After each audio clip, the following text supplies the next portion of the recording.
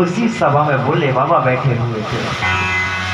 भोले बाबा ने उनका स्वागत सत्कार खड़े होकर जब नहीं किया तो आज दक्ष प्रजापति को क्रोध आया, और जब जैसे क्रोध आया बोले अरे ये तो मेरा दामाद है और इसने मुझे खड़े होकर प्रणाम नहीं किया। आज सज्जनों दक्ष प्रजापति ने भोले बाबा को भोला भला कहा, लेकिन भोले बाबा के घर नंदी कोई अच्छा नहीं लगा। भोले बाबा से कहे भोले बाबा तुम इन सब की बातों को सुन रहे हो, ये क्या बोले बाबा? भोले बाबा ने कहा चलो कोई बात नहीं। आज भोले बाबा वहां से तो चले जाते हैं। अब जैसे ही इधर दक्ष प्रजापति ने एक यज्ञ किया तो उस यज्ञ में सभी देवी देवताओं को आमंत्रित किया, बुलाया, लेकिन भोले बाबा को उन्होंने निमंत्रण नहीं दिया।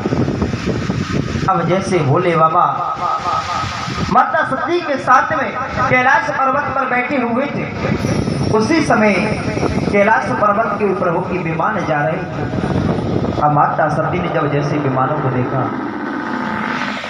बोले स्वामी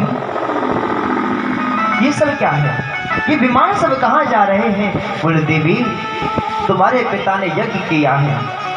अरे ये सब वहीं जा रहे हैं। बोले क्या हम नहीं जाएंगे? बोले देवी हमको निमंत्रण दिया नहीं तो हम कैसे जाए? तो माता सती कहते कि पिता के यहाँ और गुरु के यहाँ तो हम बिना बुलाए भी जा सकते हैं। बोले देवी तुम्हारी वो बात ठीक है, लेकिन जहाँ मान और सम्मान नहीं मिले वहां नहीं जाना चाहिए। आज सज्जनों माता सती तो जाने की जिद करती है, भोले बाबा बहुत समझ आते हैं, लेकिन जब जैसे माता सती जिद करने लगी तो इधर भोले बाबा ने अपने गणों के साथ में माता सती को पिता के यहाँ भेज। अब जैसे पिता के यहाँ माता सती जब पहुंचती है तो उसी समय दक्ष प्रजापति ने सभा में सबसे कह दिया कि देखो अगर यहाँ भोले बाबा आए और सती आए तो कोई भी उनका स्वागत सत्कार नहीं करेगा, लेकिन सज्जनों एक माँ की तो ममता होती है। आज जब जैसे माता सती वहां पहुंची तो उसी समय माता सती की माँ ने दौड़ के उसको गले से लगा लिया। बहनें आई, बहनों ने आज माता सती से हंसी मजाक किया। आज महाराज माता सती कहती है भैया मैं अभी यज्ञ मंडप की परिक्रमा करके आती हूँ। अब जैसे सज्जनों माता सती यज्ञ मंडप की परिक्रमा करने के लिए जाते हैं, वहां जाके देखा तो सभी देवी देवता बैठे हुए हैं, सबका वहां स्थान है, लेकिन वहां भोले बाबा का कहीं स्थान नहीं है। आए सज्जनों इस दृश्य को देख के माता सती बड़ी क्रोध में हो जाती है और वहां बैठे हुए सभी देवताओं से कहती है अरे देवताओं तुमने ये अच्छा नहीं किया, तुमने मेरे पिता का साथ दिया, तुमको भी ये भुगतना पड़ेगा। आज सज्जनों इधर लोग मुझे कहते कि ये दक्ष प्रजापति की पुत्री है, लेकिन आज मैं इस शरीर को नहीं रह सकती। आज सज्जनों माता सती ने योग अग्नि को प्रकट किया है और योग अग्नि को प्रकट करके अपना सारा शरीर उस अग्नि में ही समाहित कर दिया। लेकिन सज्जनों अब जैसे माता सती का शरीर जलने लगा तो उसी समय वहां सभा में हाहाकार मच जाता है।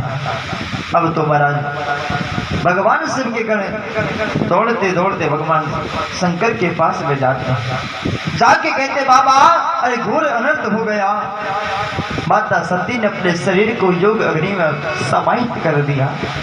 तो आज भोले बाबा को बड़ा क्रोध आता है।